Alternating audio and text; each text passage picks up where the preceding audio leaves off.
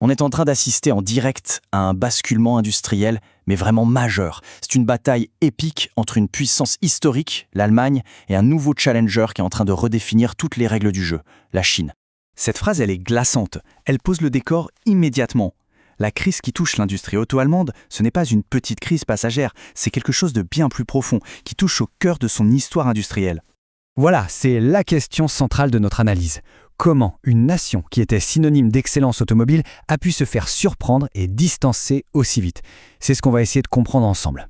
Allez, on attaque. Pour bien mesurer le choc actuel, il faut d'abord se rappeler de la domination quasi totale que l'Allemagne exerçait sur ce secteur. Le Made in Germany, ce n'était pas juste une étiquette, c'était une promesse de perfection mécanique, de moteurs qui ronronnent, de fiabilité à toute épreuve.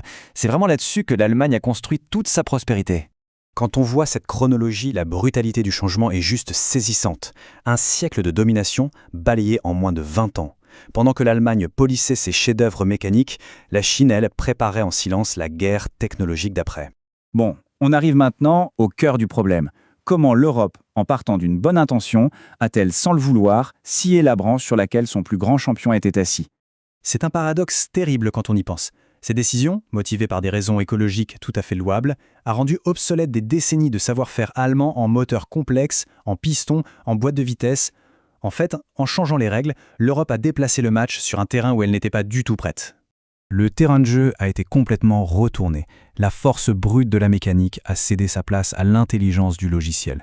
La valeur d'une voiture, elle n'est plus vraiment sous le capot. Elle est dans les lignes de code, dans la batterie et dans sa capacité à être connectée. Ce chiffre, il est sans appel. La Chine n'a pas seulement accepté les nouvelles règles du jeu, elle a carrément acheté le terrain. En contrôlant 70% de la production mondiale de batteries, qui sont le cœur de la voiture moderne, elle tient littéralement l'industrie européenne dans sa main. Voyons maintenant plus en détail comment la Chine a méthodiquement construit sa victoire en misant tout sur la technologie et sur des modèles économiques radicalement nouveaux. Les attentes des clients, surtout les plus jeunes, ont complètement basculé. Avant, le luxe, c'était une expérience physique, mécanique, le bruit de la portière, l'odeur du cuir. Aujourd'hui, c'est une expérience numérique, c'est devenu une sorte de smartphone sur roue. Et ça, des constructeurs comme Xiaomi ou Huawei l'ont compris bien avant tout le monde. Et c'est là que le bas blesse. Les Allemands sont des maîtres du hardware, du matériel, mais ils sont passés à côté de la révolution du software, du logiciel. L'ironie est cruelle. Volkswagen, l'inventeur de la voiture du peuple, paie aujourd'hui des milliards à des boîtes chinoises pour apprendre à faire des voitures intelligentes. Et attention, ce n'est pas qu'une histoire de technologie. Le modèle économique de géants comme BYD est absolument redoutable. Il contrôle chaque étape, de l'extraction du lithium dans les mines jusqu'aux bateaux qui transportent les voitures. Ça leur permet de casser les coûts d'une manière qui rend la concurrence frontale sur les prix presque impossible. Maintenant, on va changer de dimension.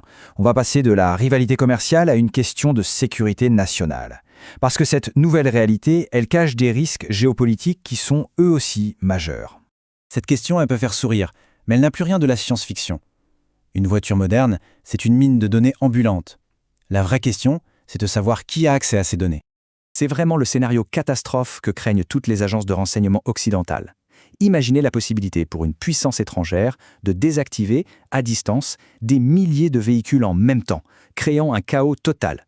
C'est l'arme parfaite pour une guerre hybride. Et il y a une autre vulnérabilité, peut-être encore plus critique, c'est le raffinage. L'Europe pourrait bien trouver des mines de lithium ou de cobalt.